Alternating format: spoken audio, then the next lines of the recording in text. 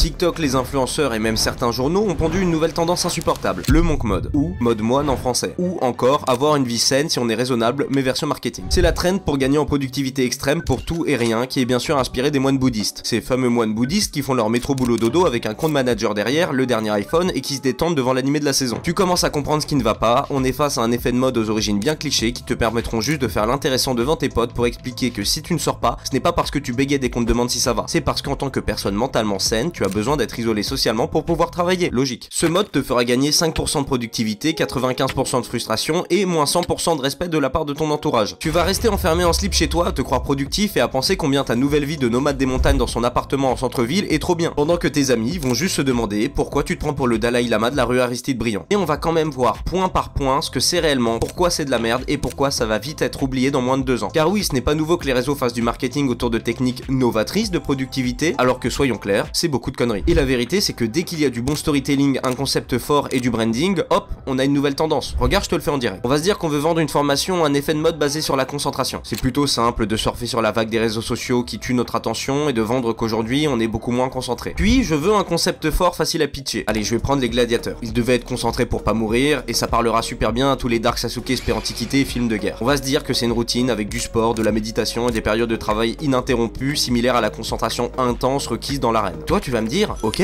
c'est du sport et du pomodoro quoi. Mais non malheureux. Attends, c'est du gladiator focus, tu connais pas? Et voilà votre nouvelle trend, je vous en file même 4 autres, c'est cadeau. Maintenant entrons dans le sujet. C'est quoi ce monk mode concrètement? Et d'ailleurs, ça va vite être insupportable d'appeler ça monk mode tout le temps, donc ça sera MM à partir de maintenant. Alors c'est censé être un choix de vie, notamment parmi les entrepreneurs et ceux qui recherchent une productivité maximale pour ce que ça veut dire. L'idée est la suivante, le MM implique d'éliminer les distractions et de se consacrer corps et âme à ses objectifs. On retrouve dedans la suppression des écrans, réseaux sociaux, des routines avec méditation, exercice et sessions de travail. Et en fait, il y a de tout et chacun semble avoir sa propre définition. On dirait que ça peut tout faire, même le café. Ah et non, pas le café vu que pour certains c'est aussi interdit. En fait, cette trend, elle représente bien la société. On a ceux qui vont l'utiliser pour avoir une routine sympathique et se mettre dans un état d'esprit propice au travail, et d'autres qui vont juste faire un énorme concours de tub de celui qui se privera le plus de toute notion de plaisir. C'est le nouveau minimalisme extrême pour glow up. La tendance a d'abord explosé sur TikTok avec le hashtag monk mode et les gens ont suivi le mouvement. Beaucoup de personnes ont partagé leur parcours et transformation en étant très nuancés et en expliquant bien que finalement ils auraient pu avoir les mêmes résultats pour 100 fois moins de privation. Non, évidemment ils en ont même rajouté en expliquant que c'était le truc qui avait changé leur vie à tout jamais et évidemment 500 € le PDF parce qu'il ne faudrait pas que ton portefeuille ne soit pas en monk mode aussi. En soi, ce qui me dérange, ce n'est pas vraiment la question de couper ton téléphone ou de te lever tôt. C'est vraiment le côté extrême que certains ont vendu dans la pratique. Ça commence avec le je change ma vie du jour au lendemain sans concession, puis je m'inspire de tous les entrepreneurs, influenceurs et gourous qui jurent par ça et me disent que même leur chat est devenu productif avec le monk mode, et enfin j'ignore les réalités complexes de la vie de tous les jours. Je vais d'abord commencer par mon souci avec ceux qui l'ont popularisé dans ses formes les plus extrêmes. Soyons clairs, quand tu regardes un gars derrière ton écran te vendre une formule magique ou te dire qu'il l'a essayé, le souci c'est pas qu'il t'en parle, c'est qu'il va avoir plus de mal à prendre en compte la réalité de ton quotidien. Pourquoi? Bah parce qu'en tant qu'entrepreneur, tu peux moduler tes horaires, puis faire ce genre de test sur des méthodes de productivité. C'est leur métier et il y a de l'argent derrière. Toi, tu fais partie de monsieur madame tout le monde, qui n'est pas un tort, hein, on est ensemble mon pote. Tu as des comptes à rendre ou alors tu ne vas rien gagner à forcer autant sur le côté privation. Parlons français. Quand tu sors du taf ou des cours et que tu veux faire un petit resto entre potes, tu te vois vraiment leur dire désolé gars, je monk mode? Enfin, tu pourrais hein. Et si c'est tes potes, au fond, ils te soutiendront. Mais la réalité, c'est que tu vas louper des bons moments de vie avec ton entourage pour une fausse retraite spirituelle dans ton appart. Par bon moment de vie, je te fais pas le discours que se mettre des caisses, c'est profiter de sa jeunesse du tout. Mais profiter de ses proches, par contre, ça l'est déjà plus. Dans tous les cas, le MM ne prend pas en compte les besoins et les circonstances individuelles de chacun. Ce qui fonctionne pour une personne peut ne pas fonctionner pour une autre. Alors c'est évident qu'on le dit, mais ça ne semble pas être compris par tous. Surtout, le MM, ce n'est pas quelque chose de durable. Et pour moi, c'est le point essentiel. Tu fais quoi après ton monk mode extrême? Tu penses vraiment qu'après être passé du noir au blanc, le processus de réincorporation de ta vie de tous les jours va être si facile? Tu es passé de tout à rien. C'est comme si tu avais suivi une diète où tu t'étais affamé. L'effet yo-yo est assuré. Un peu comme les gars qui veulent arrêter le porno et décident de tout couper. Tu vas retomber dans tes travers. Et ça va te conduire à un sentiment d'échec parce que tu ne maintiendras pas le même niveau d'intensité. Bref, pour moi cette trend, c'est vraiment un panier de privation un peu fourre-tout où tu fais le Shaolin pour te sentir productif. Mais soyons clairs, évidemment que c'est bien de limiter les écrans, méditer, faire du sport et travailler, mais c'est pas nouveau et ça vient clairement pas du Népal. La glorification de l'autodiscipline extrême et de l'isolement me semble pas être la plus saine des solutions. La vie n'est pas seulement une question de se couper du monde, il s'agit de trouver un équilibre. La vraie productivité et la croissance ne sont durables que lorsqu'elles englobent tous les aspects de notre quotidien, travail, relations, repos et loisirs. Puis bien que le monk mode puisse fonctionner pour quelques-uns, ce n'est pas une solution universelle. Une approche plus équilibrée, respectant à la fois notre besoin de concentration et notre besoin d'une vie équilibrée est essentielle. Ne poursuivons pas une version idéalisée de la productivité au détriment de notre bien-être holistique. Qui m'amène aussi à dire qu'à trop chercher la productivité, on va perdre notre créativité. Cette dernière est liée à tes interactions et sources d'inspiration. Il est important d'être souvent exposé à de nouvelles idées et perspectives. C'est pour ça ça que les échanges avec les collègues, les amis ou même des inconnus peuvent provoquer des étincelles, offrant de nouvelles façons de penser ou de résoudre des problèmes. L'isolement va réduire la diversité des stimuli à ce niveau-là. Et c'est aussi pour ça qu'arrêter les écrans à 100% peut être contre-productif. Ça fait parfois du bien de suivre des personnes qui nous inspirent et nous poussent à devenir meilleurs. Je trouve ça mieux qu'à l'époque où nos grands-parents étaient guidés à 100% par la télé et la parole d'une seule entité. Souviens-toi qu'à une époque on pensait vraiment que le petit déjeuner à base de céréales, lait et jus d'orange, c'était grotesque. Les réseaux, c'est ce qui permet de ne pas polariser la parole. Ensuite, beaucoup de gens imaginent que les meilleures idées, la meilleure productivité et les meilleurs résultats arrivent quand toutes les conditions magiques du bien-être sont réunies. Non, ça peut les favoriser, mais parfois les meilleures idées apparaissent dans les pires conditions à 9h du matin un lendemain de soirée, comme elles peuvent apparaître pendant une préparation marathon au carré. Et je ne vais pas m'attarder longtemps sur tous les aspects critiquables, mais voici en rafale plein de solutions moins brutales qu'une privation totale. Pour éviter les crashs énergétiques, au lieu d'arrêter le sucre, fais du jeûne intermittent. N'arrête pas le café à dose modérée, ça a des vertus sur la santé, limite-le, 2 par jour. Ne coupe pas tes distractions, tu vas faire que y penser, limite-les au fur et à mesure. Pour la malbouffe, le porno, idem, limite-les au fur et à mesure, instaure des paliers si c'est vraiment un problème. Mais si je devais quand même garder 2 choses, ce serait l'activité physique régulière et la méditation. Mais même pour ça, il ne faut pas que tu les intègres brutalement dans ton quotidien déjà formé. Il faut que tu le fasses à l'aide d'un outil dont je vais te parler. Tu n'es pas un Saiyan et aucun monsieur Piccolo n'est venu t'enlever à 4 ans pour te mettre ton tarif à base d'entraînement en nature sous gros T-Rex. Donc pour intégrer des nouvelles habitudes progressivement et durablement, il faut comprendre comment elles se structurent. Chaque habitude se compose de 3 éléments. Un déclencheur, une routine et une récompense. Par exemple, avant d'aller courir ou à la salle, tu peux te prendre un café pour faire office de déclencheur. Ton cerveau va comprendre que c'est l'introduction avant d'y aller. Ensuite, tu vas avoir ta routine avec ton plan d'entraînement ou ton chemin habituel si tu cours. Et ta récompense va venir des progrès sur le long terme et de la dopamine que tu recevras sur le court terme. Cette compréhension est cruciale pour modifier des habitudes, parce que ces dernières sont formées et maintenues par des boucles de rétroaction qui lient ces 3 éléments. Et il est possible de changer n'importe quelle habitude en comprenant et en modifiant ses composants. Cela implique de reconnaître les déclencheurs et les récompenses et de remplacer la routine par un comportement plus sain ou productif. Et une fois que tu as compris cela, on va passer à la formation de ta routine flexible. Regarde, quand tu vas à la salle, tu sais ce que ça fait quand tu dois aller à ton prochain exercice et que, surprise, quelqu'un utilise le matériel. Là, tu te mets à tourner en rond partout et à presque paniquer parce qu'on a touché à ton plan. Et certains ont ça aussi quand on touche à leur planification journalière. Ils ne décaleront jamais ce qu'ils ont prévu de faire. Alors que la routine flexible, c'est l'idée de fixer des objectifs quotidiens sans les lier à des horaires stricts. Ça signifie accomplir ce que tu dois faire, mais sans la pression du temps. Si tu te dis que tu dois aller à la salle, travailler sur un projet ou lire un livre, ok, fais-le, mais ne te mets pas d'horaire. Tu dois juste savoir qu'avant minuit, tu dois l'avoir fait. En fait, tu dois juste prendre la responsabilité des tâches que tu t'es fixées. Et les avantages sont multiples. Déjà, t'es plus souple en cas d'imprévu et tu vas pas commencer à suer ou te trouver des excuses si tu n'as pas pu aller faire ce que tu avais à faire à l'heure précise. Tu réduis donc ton stress lié à la gestion du temps. Tu bosses selon le rythme naturel que tu veux t'imposer. Donc avant chaque chose à faire, instaure un déclencheur qui n'est pas lié à une horaire et accomplis ce que tu as à accomplir. Tu n'es plus un enfant qui doit faire son devoir avant 11h ou sinon ce n'est plus l'heure. Si tu n'as pas pu le faire le matin, tu prends tes responsabilités et tu le fais le soir. Maintenant, comment mettre en place une routine flexible? Commence par identifier tes priorités. Puis, fais ta vie en fonction de ce qui t'arrange. Si tu aimes faire du sport à midi, alors fais-le à midi. Mais si un jour tes potes te proposent un restaurant, ne refuse pas. Vas-y et tu iras quand même faire ta séance le soir. Maintenant, tu as la capacité d'intégrer des nouvelles pratiques dans ton quotidien, doucement et durablement, sans que ça ne touche à toute la structure de ta vie de tous les jours. Puis je finirai en te disant que tu ne dois pas oublier que si tu es inspiré par des tendances comme le monk mode, ou si c'est ça qui t'aide à avancer, fais-le. Ne te prive pas de ça non plus. Mais simplement, apprends à modérer et faire les choses petit à petit. Imagine que tout bousculer du jour au lendemain, c'est comme être un gagnant au loto. Ça a l'air génial au premier abord, mais ça entraîne énormément de problèmes derrière la plupart du temps. Salut!